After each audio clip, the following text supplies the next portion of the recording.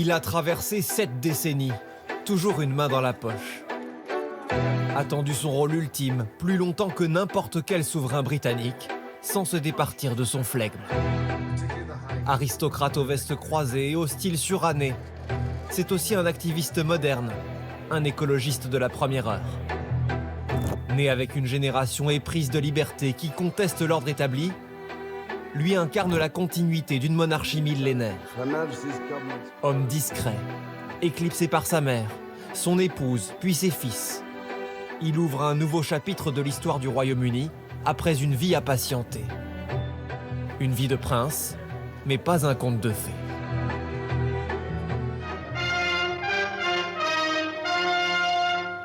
Heureuse nouvelle de Buckingham Palace, la naissance de son Altesse royale, le Petit Prince. Charles Philippe Arthur George naît au palais de Buckingham dans la soirée du 14 novembre 1948. Un futur roi de 3,3 kg qui attire les foules dès le lendemain devant les grilles du palais.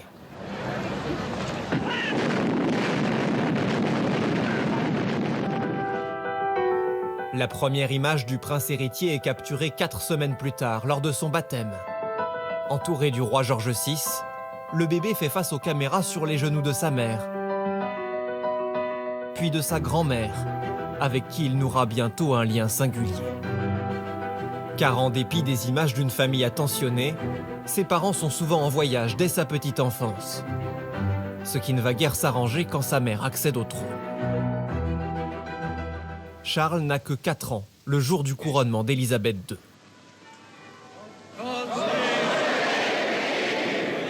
C'est un petit garçon qui regarde ce qu'il attend 70 ans plus tard sans trop comprendre. Pour l'heure, il s'ennuie à côté de sa grand-mère. C'est elle qui le prend dans ses bras, quand ses parents, eux, se montrent distants et peu tactiles, comme sur ce quai de gare de retour d'un long voyage. D'une certaine manière, le lien avec sa grand-mère remplace ce qu'on pourrait considérer comme la relation naturelle entre une mère et son fils. Élisabeth II n'était pas une mère froide, mais elle était distante. Le noyau familial se resserre quelques semaines par an en Écosse. Ce sont parmi les meilleurs souvenirs du jeune prince. À Balmoral, il découvre les joies de la nature. Dans les prés avec les veaux, ce garçon solitaire est dans son élément. Mais ses parents décident qu'il lui manque la compagnie d'autres enfants. À 8 ans, il devient le premier héritier de la couronne à quitter le palais pour se rendre à l'école. Arrivé remarqué, en voiture avec chauffeur et la révérence du personnel. Difficile de se mélanger aux autres garçons quand on arrive bardé de titres royaux. Son statut en fait une cible pour ses camarades. Il est choisi parmi les derniers en sport, moqué pour ses oreilles décollées. Le soir à l'internat, il serre son ours en peluche en pleurant. Mais son père veut l'endurcir, en faire un homme à son image. Alors il l'envoie sur ses propres traces, au pensionnat de Gordonstown, dans le nord de l'Écosse. Charles y décrira sa vie comme un enfer absolu. La discipline est militaire, à la course à pied obligatoire, suivie d'une douche froide tous les matins, s'ajoute un harcèlement quotidien dans les dortoirs. L'atmosphère dans ces écoles privées à l'époque était très dure. On attendait de lui qu'il soit capable de se défendre, mais il n'était pas un enfant sûr de lui, extraverti, physique. Il était tout l'inverse de son père. Philippe refuse de l'envoyer ailleurs. Ce serait reconnaître que son fils est un faible. À 17 ans, Charles part 6 mois en Australie. Son premier voyage à l'étranger depuis ses 5 ans. Loin de sa famille, cette expérience le métamorphose. Le garçon parti en Australie s'y transforme en homme, dira un de ses proches. Peu après son retour, il devient le premier héritier du trône à poursuivre un diplôme universitaire. Charles fait son entrée à Cambridge pour étudier l'anthropologie et l'archéologie. Malgré le comité d'accueil, il ne bénéficie officiellement d'aucun traitement de faveur. Dans le réfectoire élisabétain, un vitrail est dédié à son grand-père, George VI. C'est à Cambridge qu'il commence vraiment à se révéler. Il commence à avoir sa propre vie. Il étudie les sujets qui l'intéressent vraiment. Un sens artistique grandit en lui. Et il commence à jouer dans des pièces de théâtre. Au club de théâtre, il change de visage, interprétant tantôt Macbeth, le tueur de rois, un pêcheur, ou ce joueur de cornemuse, dépassé par son instrument.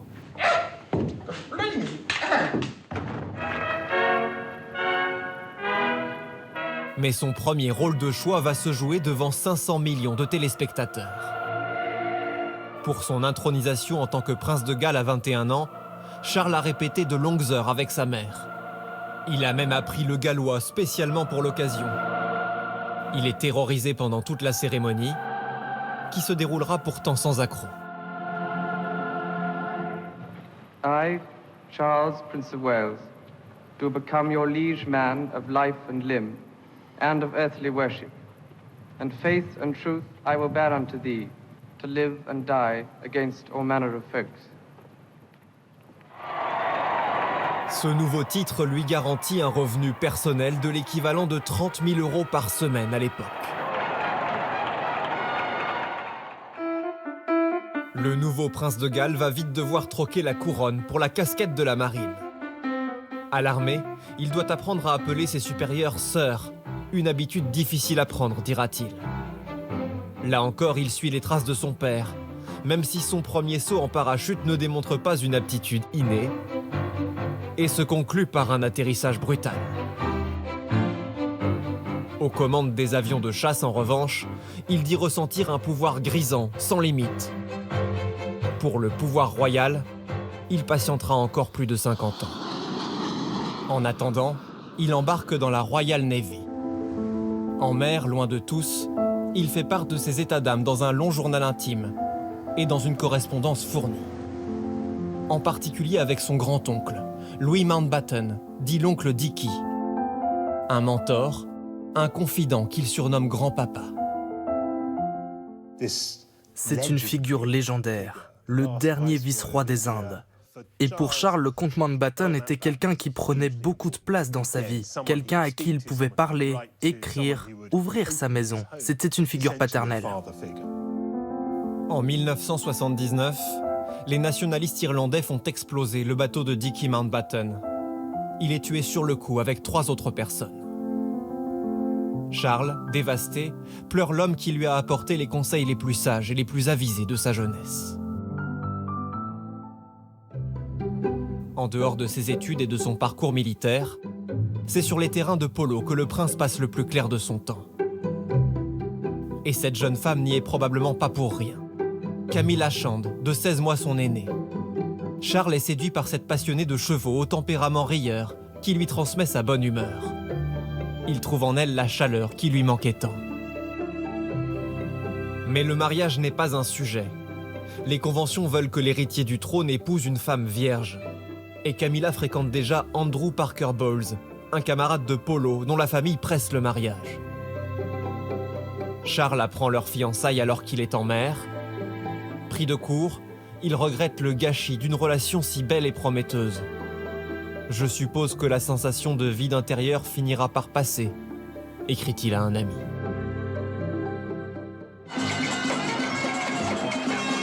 Le prince multiplie alors les aventures.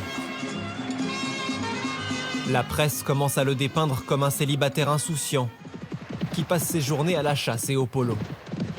Or, Charles a le devoir d'assurer sa descendance. Alors que la famille royale pose sur les marches de Saint-Paul, la question que tout le monde se pose est « Quand le prince va-t-il se marier ?» C'est le moment où une adolescente fait irruption dans sa vie. Sur le papier, la sublime Diana Spencer, issue d'une bonne famille, fait une princesse parfaite. Elle a 19 ans, lui 32, mais Charles ferme les yeux sur leur différence d'âge et l'absence d'intérêt commun. Ça semblait trop beau pour être vrai. La très très jeune princesse, elle avait l'air complètement naïve et on se disait, même à l'époque, c'est le système qui la prend, qui l'a choisi. La blonde parfaite, membre d'une famille hyper noble, voilà, elle va être princesse. Ça avait quelque chose d'artificiel. Après seulement une douzaine de rencontres, les fiançailles sont officialisées. I'm amazed that she's been brave enough to take me on. And I suppose in love. Of course. Whatever in love means. Well, it You can obviously put your own means, interpretation. En cet instant, le regard des fiancés reflète déjà le destin malheureux de leur couple. « Comment ai-je pu autant me tromper ?» écrira Charles 6 ans plus tard. Mais le public tient à célébrer ce qu'il veut voir comme le début d'un conte de fées. God bless them. Bonne chance au prince Charles et à Lady Diana. Le 29 juillet 1981 est une date gravée dans la mémoire et parfois dans la peau des Britanniques. 750 millions de téléspectateurs ont les yeux rivés sur la cathédrale Saint-Paul. Diana fascine, éclipsant presque Charles à son propre mariage. Rompant avec la tradition, elle refuse de jurer obéissance à son mari. I will. Devant l'autel, le couple oublie d'échanger un baiser. Il se rattrapera au balcon de Buckingham, devant un demi-million de spectateurs en délire. Mais une ombre plane sur cette union, celle de Camilla Parker Bowles, que Diana a immédiatement repérée dans la cathédrale. La princesse sait que Camilla a toujours une place dans le cœur de son mari. Et même s'il ne laisse rien paraître, les disputes à son sujet empoisonnent déjà leur lune de miel. En quoi ça aurait pu bien se passer? Charles lit Nietzsche en lune de miel pendant que Diana est une adolescente de 19 ans qui aime faire la fête et écouter Duran Duran. Ces deux-là n'étaient simplement pas faits pour être ensemble. Pourtant, Diana tombe enceinte dans la foulée. William naît le 21 juin 1982, dans une maternité, une première pour un héritier du trône. Dieu merci, il ne me ressemble pas, s'est écrié le prince Charles avec un certain humour. Puis il y eut le prince Charles qui a demandé à la foule de faire moins de bruit pour ne pas réveiller le bébé. La maman va bien, quant au bébé, il a l'air plus humain ce matin, a dit le prince Charles. Charles est déterminé à être un parent plus présent que les siens. Le bébé l'accompagne même en déplacement à l'étranger. Mais lors des visites officielles, Diana est au centre de l'attention. C'est elle qui aimante les objectifs. Le prince passe au second plan et il en prend ombrage. Le courant ne passe plus. Diana cache le sexe du deuxième enfant à son époux jusqu'à la naissance d'Harry. À compter de ce jour, le couple fera chambre à part. En cachette, Charles commence à revoir Camilla. Diana, elle, a une liaison avec son garde du corps. L'état de leur relation devient évident pour tous. La répulsion est visible, même en voyage officiel. Diana se fait photographier seule au Taj Mahal, le mausolée indien symbole de l'amour. En 1992, une biographie de la princesse nourrie de ses confessions fait l'effet d'une bombe. Charles y est qualifié d'égoïste et de mauvais père. Au détour d'une interview, le prince de Galles explique alors avoir été fidèle jusqu'à ce qu'il devienne évident que son mariage était irréparable. Qu'il reconnaisse ainsi publiquement son infidélité, c'était stupéfiant. D'abord parce qu'il était appelé à devenir le chef suprême de l'Église d'Angleterre, mais aussi parce qu'il y a 30 ans, beaucoup de gens considéraient encore l'infidélité comme un péché. Sa réputation en a souffert et sa popularité a mis beaucoup de temps à s'en remettre. Dans les sondages, Charles ne rassemble plus que 4% d'opinion favorable. La presse est scandalisée. Il ne l'a jamais aimé. Peut-il encore devenir roi? Le scandale commence à menacer la stabilité de la monarchie. Lundi, la reine a écrit à son fils le prince de Galles et à la princesse de Galles sa volonté de les voir divorcer. Ils ont l'air d'être un couple particulièrement malheureux. Leurs enfants doivent passer un sacré foutu moment, pardonnez-moi l'expression. Et je pense qu'ils doivent vraiment faire quelque chose. Leur divorce est annoncé à l'été 96. Ils se partagent la garde des enfants. Diana conserve le titre de princesse de Galles et peut continuer de vivre au palais de Kensington jusqu'à la nuit du 31 août 1997. La mort tragique de Lady Diana à Paris secoue le Royaume-Uni et le monde entier. Le prince Charles s'attache à démontrer qu'il est un père dévoué à la tête d'une famille en deuil.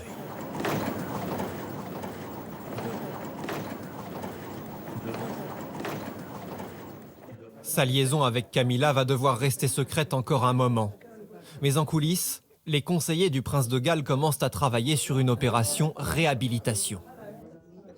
C'était une campagne publicitaire presque pour relancer la marque Charles et puis pour très lentement lancer la marque Camilla pour qu'enfin ils puissent se retrouver ensemble. Charles et Camilla sont photographiés en couple pour la première fois en 1999, à la sortie d'une soirée d'anniversaire. Patiemment, progressivement, le couple va s'afficher en public, jusqu'à ce que l'idée d'un remariage s'impose. Il est célébré le 9 avril 2005 à Windsor. Camilla partage avec Charles son amour du jardinage et de la nature. Depuis ses 20 ans, le prince défend avec constance une vision écologiste, attaquant tour à tour le Concorde, les pesticides et l'agriculture intensive. We have been paying twice to restore partially the damage which that sort of farming creates. Régulièrement invité aux conférences des Nations Unies sur le climat, interlocuteur de Greta Thunberg, son message a fini par porter. Il pourrait très bien dire « je vous l'avais dit ». Parce que pendant 20-30 ans, tout le monde bâillait en disant « c'est encore Charles qui nous ennuie avec son environnement ». Et maintenant, il apparaît terriblement en avance sur son temps. Ses prises de position lui ont parfois été reprochées. Ses avis manuscrits adressés aux ministres ont été perçus comme des tentatives d'ingérence déplacées dans la vie politique. Une liberté de parole qu'il a perdue d'un seul coup, le 8 septembre dernier. En un instant, qu'il avait attendu autant que redouté, il a perdu sa mère et hérité du costume de souverain britannique. Le garçon rêveur aux oreilles décollées, l'enfant délaissé, l'élève harcelé, le comédien exalté, l'époux malheureux, le mari infidèle, le père endeuillé, l'héritier critiqué, l'écologiste visionnaire, le chef de clan et grand-père de 74 ans. Tous vont s'asseoir sur le trône qui a vu défiler une trentaine de monarques. Le Royaume-Uni vit un moment historique, celui du sacre d'un roi du XXIe siècle.